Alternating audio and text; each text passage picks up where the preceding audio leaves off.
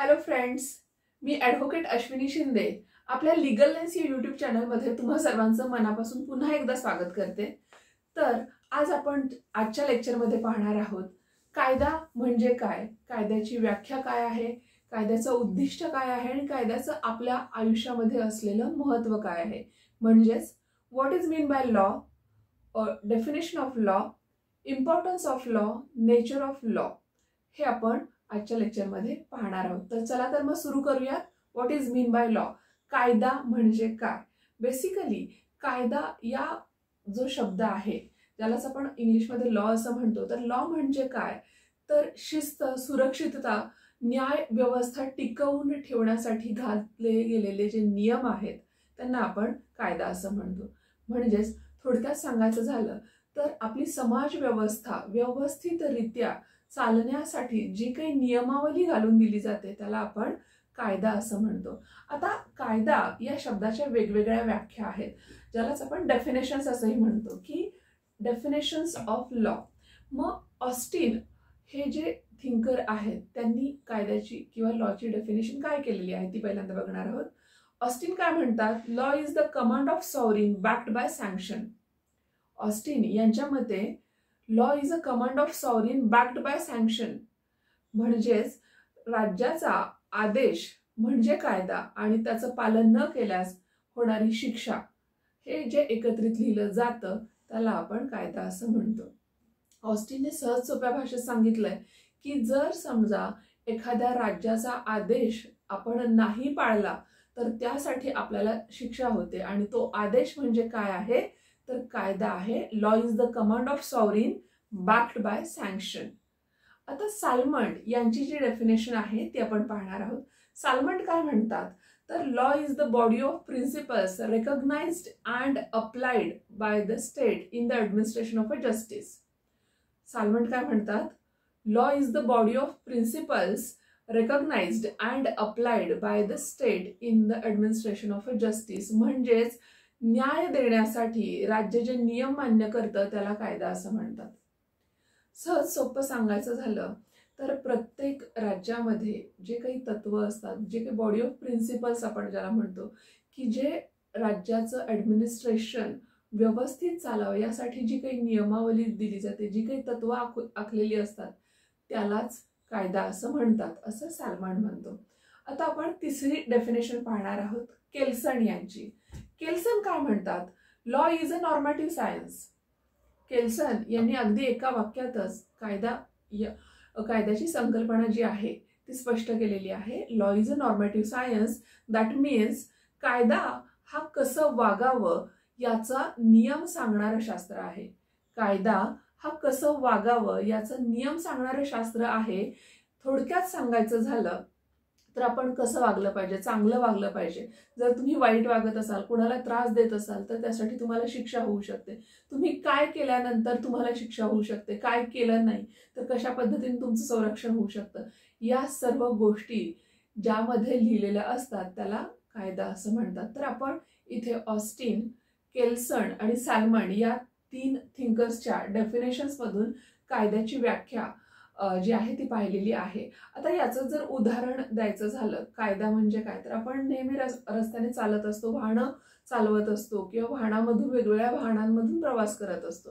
तर तुम्ही नेहमी ऑब्झर्व केलं असेल की आपण नेहमी डाव्या बाजूने चाला हे कंपल्शन असतं। तुम्ही गाडी ड्राईव्ह करत असाल तर तुमच्याकडे लायसन्स असणं गरजेचं आहे। जे सिग्नल्स असतात ते सिग्नल्स तोडले तर तुम्हाला पेनल्टी केली जाते।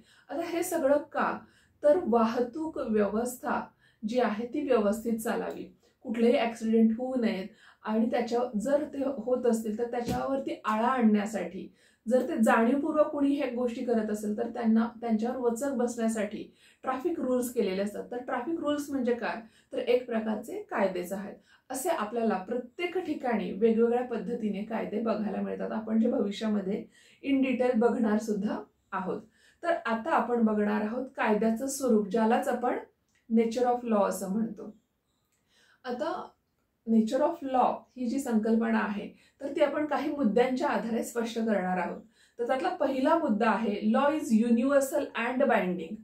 Law is universal and binding, that means कायदा हा सर्वांना समान लागू आहे आणि समान वागणूक देतो. म्हणजे कायद्याच्या दृष्टिकोनातून कुणी श्रीमंत आहे, कुणी गरीब आहे, कुणी या समाजाचा आहे, कुणी त्या कास्टचा आहे, म्हणून कायदा प्रत्येकाला वेगवेगळ्या पद्धतीनं नियमावली लागू करत नाही, तर कायद्याच्या दृष्टिकोनातून प्रत्येक व्यक्ती आणि प्रत्येक व्यक्ती समूह हा समान आहे आणि प्रत्येकाला समान दर्जा दिला जातो. आणि म्हणूनच म्हटलं जातं law is universal and binding. दुसरा मुद्दा जो आहे, law is backed by authority. Law is backed by authority. आता law is backed by authority म्हणजे काय, तर राज्याच्या अधिकाराने एन्फोर्स केले जाणारे नियम म्हणजे कायदा. प्रत्येक व्यक्ती स्वतःचा एक सेपरेट कायदा नाही करत, सर्वांसाठी मिळून एकत्रितरित्या राज्य कायदा करत असतं. इथे राज्य ही जी संकल्पना आहे ती देश आणि राज्य या दोन्हीसाठी वापरली गेलेली आहे. तर प्रत्येक कायदा हा एकतर आपलं जे राज्य आहे ते किंवा आपला देश आपल्यासाठी करत असतो आणि त्याच्यासाठी जे अथॉराइज पर्सन्स आहेत ते हे कायदे ड्राफ्ट करत असतात. तिसरा जो मुद्दा आहे, law provides certainty. Law provides certainty म्हणजेच काय, तर कायदा हा सर्वांना एक निश्चितता, एक शाश्वती देतो की कायदा आहे, तुम्हाला निश्चितच न्याय मिळणार आहे. या पद्धतीची जी सर्टन्टी आहे ती कायद्याच्या माध्यमातून मिळते. पुढचा मुद्दा आहे लॉ इज डायनॅमिक.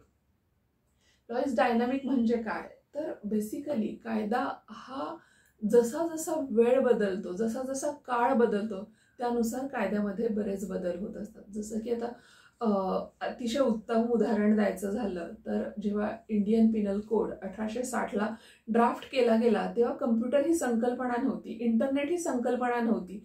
त्यावेळेस इंटरनेटशी रिलेटेड, कम्प्युटरशी रिलेटेड, काही गुन्ह्यांशी रिलेटेड कुठल्याही प्रकारची तरतूद इंडियन पिनल कोडमध्ये नव्हती. परंतु कालांतराने वेगवेगळे शोध लागले, कम्प्युटरचा शोध लागला, इंटरनेटचा शोध लागला आणि त्याचबरोबर सायबर गुन्हे सुद्धा वाढत गेले. आणि जसे सायबर गुन्हे वाढत गेले तसेच इंडियन पिनल कोडमध्ये खूप सारे चेंजेस झाले आणि त्यानंतर information technology act, other various cyber laws आणि इंडियन पिनल कोडमध्ये सुद्धा काही तरतुदी ज्या आहेत ते नव्याने त्याच्यामध्ये इन्क्लूड केल्या गेल्या. त्याचबरोबर आपण असं म्हणू शकतो की पूर्वी सतीप्रथा होती, बालविवाह होतं, चाइल्ड मॅरेज आपण ज्याला म्हणतो, किंवा द्विभार्या पद्धत होती ज्याला आपण बायगॅमी असंही म्हणतो. जसजसा काळ पुढे चाललाय तसतसं या सर्व गोष्टी कायद्याने प्रोहिबिट केलेल्या आहेत, त्यांना बंधन घातलेलं आहे. आणि म्हणूनच आपण काय म्हणतो, लॉ इज डायनॅमिक. कायदा जसा जसा काळ बदलणार आहे तसं काळानुसार कायद्यामध्ये सुद्धा बदल होत असतात. आता आपण पाहिलं ते कायद्याचं जे आहे ते स्वरूप, ज्यालाच आपण नेचर असं म्हणतो, ते पाहिलं. आता आपण बघणार आहोत importance of law. Importance of law म्हणजे काय, तर कायद्याचं आपल्या दैनंदिन आयुष्यामध्ये असणारं महत्त्व.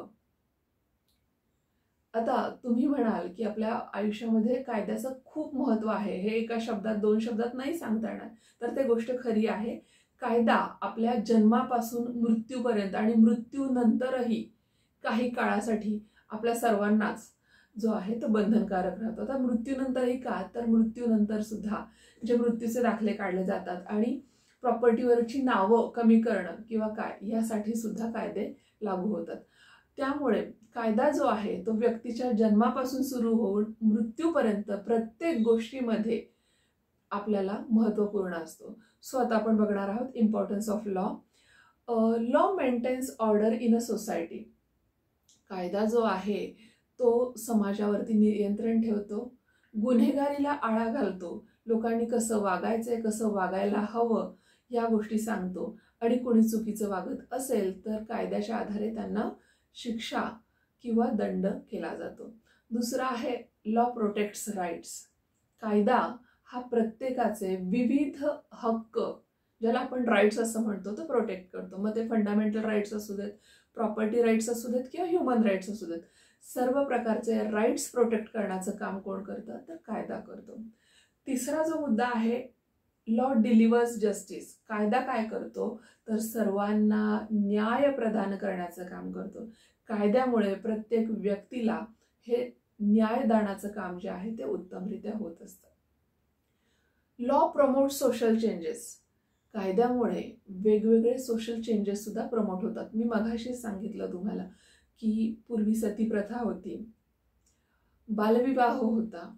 कायद्याने ह्या सगळ्या गोष्टी ज्या आहेत त्या आता बंद झालेल्या आहेत आणि नव्याने अशा काही प्रोव्हिजन्स झालेल्या आहेत की जर कोणी एखाद्या महिलेला सती जाण्यासाठी जबरदस्ती करत असेल तर त्याच्यावरती गुन्हा दाखल होतो. किंवा कुठल्याही मुलीचं 18 वर्षाच्या आत आणि मुलाचं 21 वर्षाच्या आत जर लग्न लावलं जात असेल तर त्याला चाइल्ड मॅरेज असं म्हणतात आणि चाइल्ड मॅरेज करणं हे कायद्याने गुन्हा आहे. हे काय सांगतं तर कायदा हा सोशल चेंजेस प्रमोट करतं, म्हणून कायदा अतिशय महत्त्वाचा आहे. आता सगळ्यात महत्त्वाचा मुद्दा जो मला तुम्हाला सांगायचा आहे, आता एव्हाना तुम्हाला लक्षात आलं असेलच की आपण एक ओव्हरऑल आयडिया कायदा म्हणजे काय, कायद्याचं स्वरूप काय आहे, कायद्याची संकल्पना काय आहे, कायद्याची व्याख्या काय आहे ते या आजच्या लेक्चरमध्ये पाहिलेलं आहे. इथून पुढच्या प्रत्येक लेक्चरमध्ये आपण कायद्याच्या विविध संकल्पना, ज्या महत्त्वपूर्ण संकल्पना आहेत त्या अभ्यासणार आहोत. आपल्या मातृभाषेमध्ये तुम्हाला समजतील अशा स्वरूपामध्ये आपण त्या अभ्यासणार आहोत. तर तुम्हाला आजचा माझा हा व्हिडिओ कसा वाटला ते कमेंट करून सांगा. तसेच तुम्हाला कुठल्या विषयावरती व्हिडिओ असावा असं वाटतं, कुठल्या विषयावरती पुढचा व्हिडिओ व्हायला हवा असं वाटतं तेही तुम्ही कमेंटच्या माध्यमातून सांगा. माझ्या या लीगल लेन्स यूट्यूब चॅनलला तुम्ही सबस्क्राईब करा. तुमच्या फ्रेंड्स आणि जवळच्या सर्व व्यक्तींना आणि ज्यांना ज्यांना कायद्याचं नॉलेज घ्यायचं आहे अशा प्रत्येक व्यक्ती